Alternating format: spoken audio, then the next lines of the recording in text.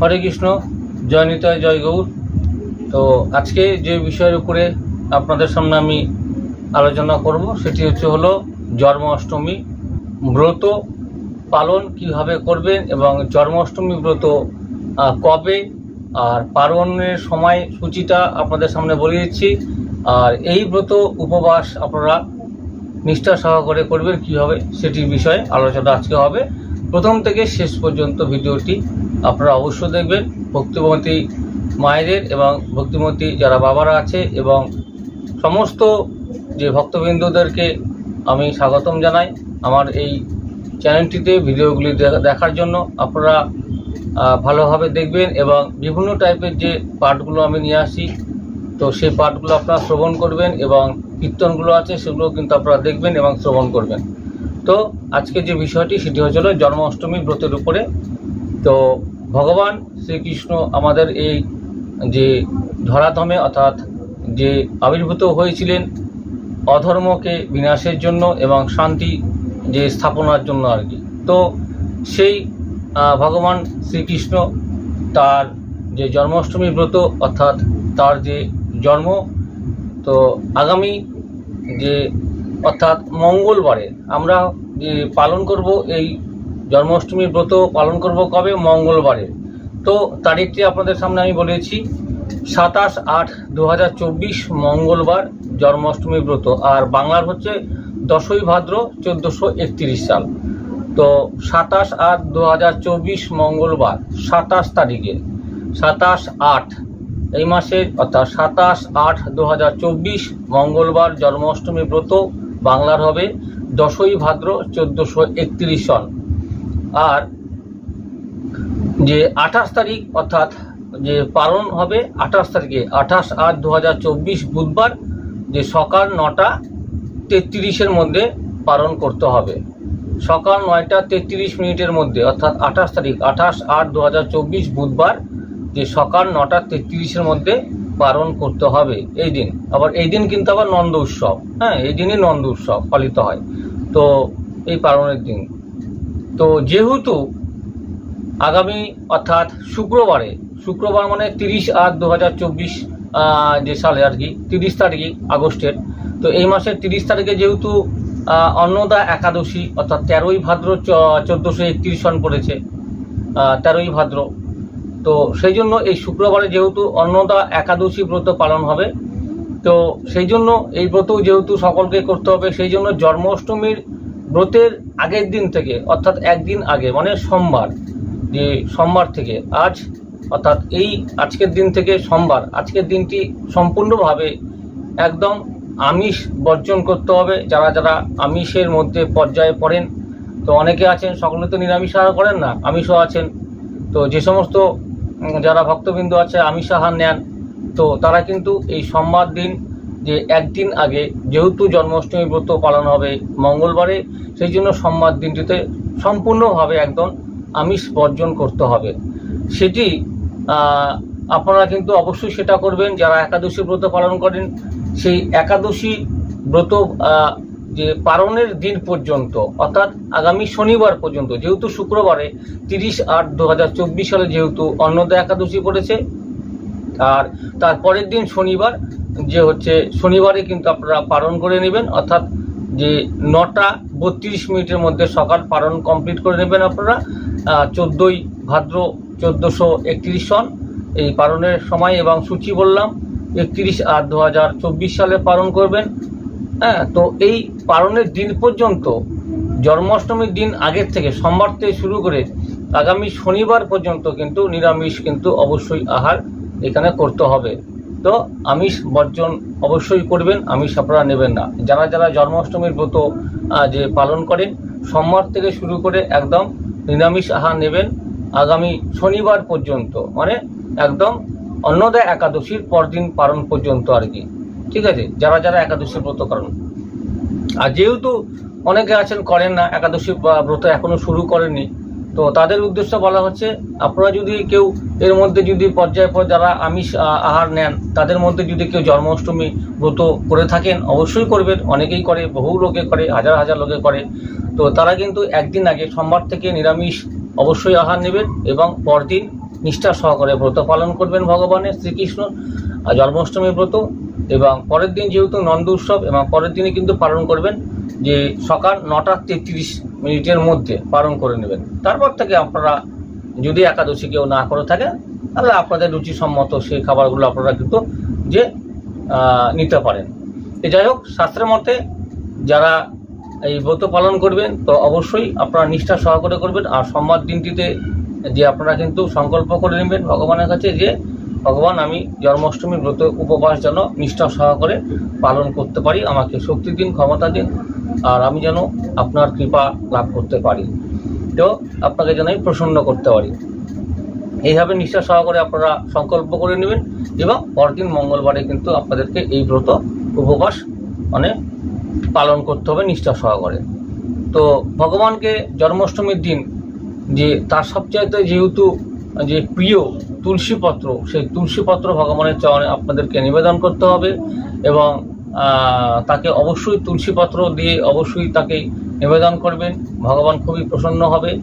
আর এই দিনটিতে অর্থাৎ জন্মাষ্টমীর আগের দিন এবং জন্মাষ্টমীর দিন পর্যন্ত, পালনের দিন পর্যন্ত আপনারা কারোর সাথে দ্বিমতে যাবেন না এবং ঝগড়াঝাঁটি, গণ্ডগোল, কথা কাটাকাটি তো সে বাইরে হোক বা পরিবারের মধ্যেই হোক সেটা আপনারা এড়িয়ে চলবেন।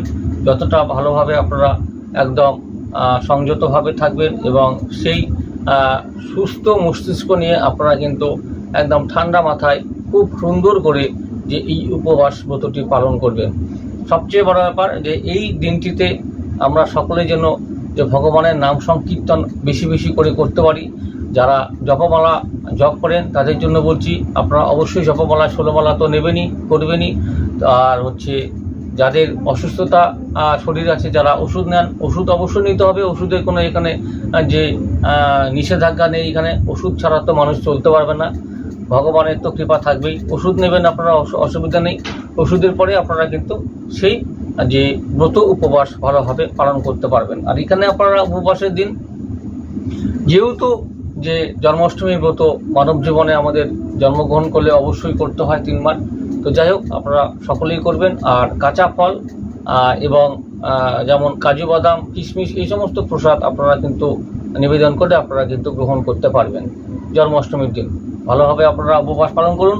আর যারা যারা একাদশী করেন, অন্নদা একাদশী শুক্রবারে, তো সেই জন্য তারা তো জানেনই, এখানে মোটা দানা সাবু আপনারা নেবেন এবং কাঁচা ফল যে সেটা হচ্ছে আপনারা অবশ্যই নেবেন এবং সাবুর সাথে যারা যারা যে বিভিন্ন যে অর্থাৎ কাঁচা কলা, পেঁপে, এই সমস্ত দিয়ে আপনারা কিন্তু খিচুড়ি করে বা পায়েস করেও কিন্তু খেতে পারবেন, তো আলু দিয়ে আর কি। এই হচ্ছে সেটি হচ্ছে শুক্রবারে অর্থাৎ একাদশীর দিন। আর জন্মাষ্টমী যেহেতু মঙ্গলবারে, সেই জন্য আপনারা কিন্তু মঙ্গলবারে নিষ্ঠা সহকারে এই ব্রত পালন করবেন।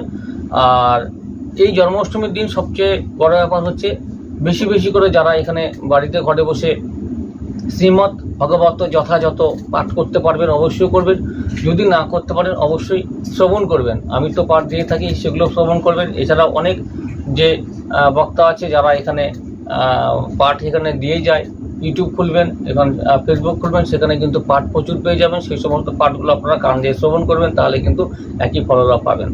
আর বেশি বেশি করে হরিকথা বলবেন। আর যদি পারেন যারা ভাগবত মহাপুরাণ যাদের কাছে আছে, সেই মহাপুরাণ যে গ্রন্থটি সেটা কিন্তু অবশ্যই যদি পারেন সময় থাকলে অবশ্যই সেদিনকার জন্মাষ্টমীর দিন কিন্তু পাঠ করে নেবেন আপনারা। আর এইভাবে করতে থাকবেন। আর হচ্ছে আমিষাহার তো বর্জন করতেই হবে। আর এইভাবে আপনারা যে করতে থাকেন। আর সবচেয়ে বড় ব্যাপার, বৈষ্ণব অপরাধ করবেন না, বৈষ্ণব অপরাধ করবেন না। আর জন্মাষ্টমী ব্রত পালনের দিন আপনারা কিন্তু কোনো বৈষ্ণব ভাইয়ের কাছে গিয়ে বা বৈষ্ণবকে ডেকে নিয়ে সেই প্রসাদ আপনারা দিতে পারেন। আর যৎ সামান্য আপনারা আপনাদের যে স্বার্থ অনুযায়ী যে দক্ষিণা আপনারা কিন্তু দিয়ে সেই বৈষ্ণবগণকে আপনারা হচ্ছে যে এখানে তাদের কাছ থেকে কৃপা লাভ করবেন আর কি, আশীর্বাদ নেবেন।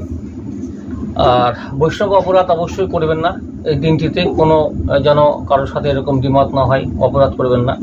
এবং সেবা অপরাধ আপনারা করবেন না কারো কাছে, ঠিক আছে। জন্মাষ্টমীর দিনে যেহেতু এখানে যে 27 তারিখ অর্থাৎ 10ই ভাদ্র 1431, তাই এখানে আপনারা কিন্তু পঞ্চ রবিশস্য কিন্তু একদম বর্জনে। এই দিনটিতে উপবাসের দিন কিন্তু কোনো পঞ্চ রবিশস্য আপনারা কিন্তু নিতে পারবেন না এখানে। আর মধ্যরাতে অর্থাৎ জন্মাষ্টমীর মধ্যরাতে মানে 12টার সময় ভগবানের তো অভিষেক করা হয়, অভিষেক করানো হয়। তো সেটি আপনারা হচ্ছে যদি বাড়িতে করতে পারেন খুবই ভালো, আর না হলে কিন্তু কোনো মঠে গিয়ে বা কোনো ইস্কন মন্দিরে গিয়ে, যেখানে আশেপাশে আপনাদের যে গৌড়ীয় মঠগুলো আছে সেখানে গিয়ে আপনারা কিন্তু যদি দেখতে পান বা দেখতে পারেন খুবই ভালো। আর না ছাড়া আপনারা ঘরেই কিন্তু আপনারা সেই অভিষেক করে দিতে পারবেন। সকলের পক্ষে তো সম্ভব নয়, কারণ সকলের বাড়ি মঠের কাছে বা ইস্কনের পাশে বা গৌড়ীয় মঠের কাছাকাছি অনেকের বাড়ি নেই, বহু লোকের, প্রচুর, বেশিরভাগই। তো তারা ঘরেই করবেন। আর তো আপনারা তো বিভিন্ন ইউটিউব চ্যানেল আছে, ফেসবুক আছে এবং যে নিউজ চ্যানেলগুলো আছে তাদের মাধ্যমে এই যে অভিষেকের অনেকে দেখাবে, এখানে নিউজও দেখাবে, সেটি আপনারা দেখে নিতে পারবেন। হ্যাঁ, সেটি মধ্যরাতে অর্থাৎ রাত্রি 12টার সময় হবে, করানো হবে আর কি। আর এই হচ্ছে জন্মাষ্টমীর ব্রত। আর এইভাবে আপনারা নিষ্ঠা সহকারে আপনারা হচ্ছে পালন করতে থাকুন। জন্মাষ্টমী একটা খুবই গুরুত্বপূর্ণ একটা ব্রত, কারণ হচ্ছে আমাদের যেহেতু ভগবান আমাদের এই মানব জীবন যে ধারণ করে আমাদের এই মর্তলোকে অর্থাৎ পৃথিবী এই বুকে যে ধরিত্রীতে আমরা এখানে জন্মেছি এবং নিয়ে এসেছি, সেই জন্য কিন্তু এই যে আমাদের কিন্তু 3বার হলেও কিন্তু অবশ্যই, যারা একবারেই করেনি 3বার, প্রত্যেক বছর একবার করে 3বার কিন্তু এই ব্রত উপবাস পালন করবেন, জন্মাষ্টমী ব্রত। তো শ্রীকৃষ্ণ অবশ্যই বাসুদেব যে আপনাদের সকলের প্রতি কৃপা যে লাভ করবেন এবং কৃপা দৃষ্টি দেবেন। তো ভগবানের নাম জপ করবেন, সেদিনটিতে বেশি বেশি করে কোনো কীর্তন করবেন, নাম সংকীর্তন করবেন, ভাগবত যথাযথ মহাপুরাণ পড়বেন, সমস্ত কিছু পাঠ করবেন। তো এই সমস্ত তুলসী আরতি করবেন, তুলসী পত্র নিবেদন করবেন ভগবানকে। হ্যাঁ, তো এই সমস্ত কাজ আপনাদের করতে হবে এই দিনটিতে। ভালোভাবে থাকবেন, সবার সাথে ভালো ব্যবহার করবেন এবং সকলকে ভালোবাসবেন। নাম সংকীর্তনের মধ্যে দিয়ে এই দিনটিকে আপনাদের কিন্তু কাটাতে হবে। তো এই হচ্ছে জন্মাষ্টমী ব্রত কবে এবং পালনের সময়, এবং তার সাথে সাথে কীভাবে আপনারা যে একাদশী অর্থাৎ অন্নদা একাদশী পালন করবেন কটার সময় সেটাও বলে দেওয়া হলো। এবং এই কটা দিন আপনাদের কিন্তু নিরামিষ আহার নিতে হবে সম্পূর্ণরূপে। তো যারা হচ্ছে একাদশী ব্রত পালন করে তারা তো অবশ্যই নিরামিষ আহার করবেন। আর আগে বলে দিয়েছি নিজের এখানে অভিরুচি, তাদের নিজের ব্যাপার, ব্যক্তিগত ব্যাপার, কী করবে আর কি। তো যাই হোক, সকলে নিষ্ঠা সহকারে পালন করুন এই জন্মাষ্টমী ব্রত। তো অবশ্যই ভগবানের কৃপা লাভ করতে পারবেন। জয় নিতাই, জয় গৌর, হরে কৃষ্ণ, রাধে রাধে। সকলে ভালো থাকুন, সুস্থ থাকুন, আর আগামী ভিডিওগুলো পাওয়ার অপেক্ষা থাকুন। হরে কৃষ্ণ।